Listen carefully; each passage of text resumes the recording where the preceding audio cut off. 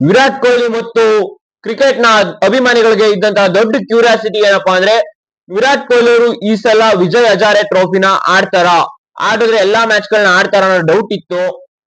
ಈಗ ಅದ್ರ ಬಗ್ಗೆ ಕ್ಲಾರಿಟಿನ ಕೊಡೋಕೋಸ್ಕರ ವಿಡಿಯೋನ ಮಾಡ್ತಾ ಇದ್ದೀನಿ. ಅದಕ್ಕೂ ಮುಂಚೆ ನನ್ನ ಚಾನಲ್ ಸಬ್ಸ್ಕ್ರೈಬ್ ಆಗಿಲ್ಲ, ಅಪಾರ್ಟ್ಮೆಂಟ್ ಅಂತ ಸಬ್ಸ್ಕ್ರೈಬ್ ಮಾಡ್ಕೊಳ್ಳಿ. ಅದಕ್ಕೂ ಮುಂಚೆ ವಿಡಿಯೋ ಇಷ್ಟ ಲೈಕ್ ಮಾಡಿ, ವಿಡಿಯೋ ನಿಮ್ಮ ಫ್ರೆಂಡ್ಸ್ ಕೂಡ ಶೇರ್ ಮಾಡಿ. ಬನ್ನಿಗರು, ಇವತ್ತಿನ ವಿರಾಟ್ ಕೊಹ್ಲಿ ಅವರು ವಿಜಯ್ ಹಜಾರೆನ ಆಡ್ತಾರ ಆಡಲ್ವಾ ಅನ್ನೋ ವಿಡಿಯೋ ಬಗ್ಗೆ ಮಾತಾಡೋಣ.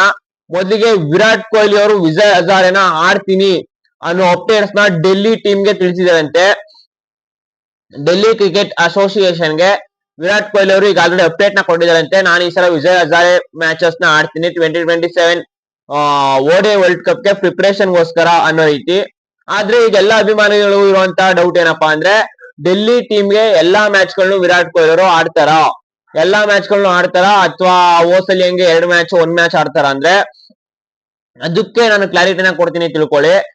ವಿಜಯ್ ಹಜಾರೆ ಟ್ರೋಫಿ ಸ್ಟಾರ್ಟ್ ಆಗ್ತಾ ಇರೋದು ಡಿಸೆಂಬರ್ 14ನೇ ತಾರೀಕು, ಫೈನಲ್ ನಡೆಯುವಂತದ್ದು ಜನವರಿ 8ನೇ ತಾರೀಕು. ಡಿಸೆಂಬರ್ 14ರಿಂದ ಜನವರಿ 8ನೇ ತಾರೀಕುವರೆಗೆ ವಿಜಯ್ ಹಜಾರೆ ಟ್ರೋಫಿ ನಡೆಯುತ್ತೆ. ಇಲ್ಲಿ ಒಂದು ತಂಡ 7 ಮ್ಯಾಚ್ ಗಳನ್ನ ಲೀಗ್ ಅಂತರದಲ್ಲಿ 7 ಮ್ಯಾಚ್ ಗಳನ್ನ ಆಡುತ್ತೆ. ಒಂದು ಕ್ವಾರ್ಟರ್ ಫೈನಲ್ ಮತ್ತು ಒಂದು ಸೆಮಿಫೈನಲ್, ಒಂದು ಫೈನಲ್.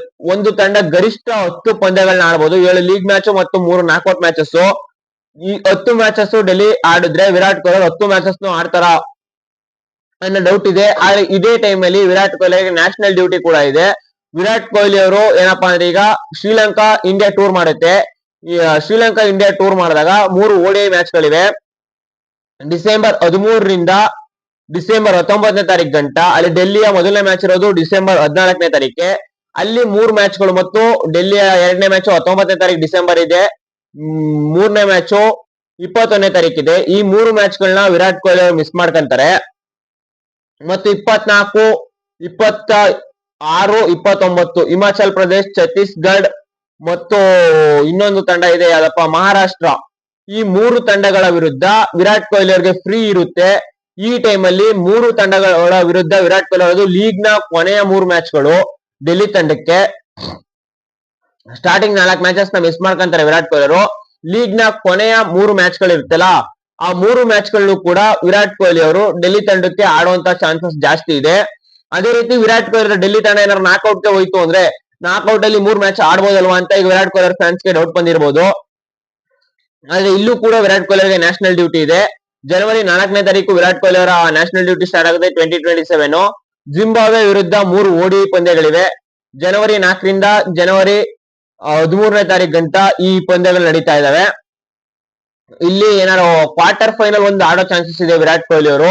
ಕ್ವಾರ್ಟರ್ ಫೈನಲ್ ಆಡಿದ್ರೆ ಆಡ್ತಾರೆ, ಇಲ್ಲಾಂದ್ರೆ ಡೈರೆಕ್ಟ್ ಆಗಿ 3 ಲೀಗ್ ಮ್ಯಾಚಸ್ ನ ಆಡ್ಬಿಟ್ಟು ಅಲ್ಲಿಗೆ ವಿರಾಟ್ ಕೊಹ್ಲಿ ಅವರು ಎಂಡ್ ಮಾಡುವಂತ ಚಾನ್ಸಸ್ ಕೂಡ ಇದೆ.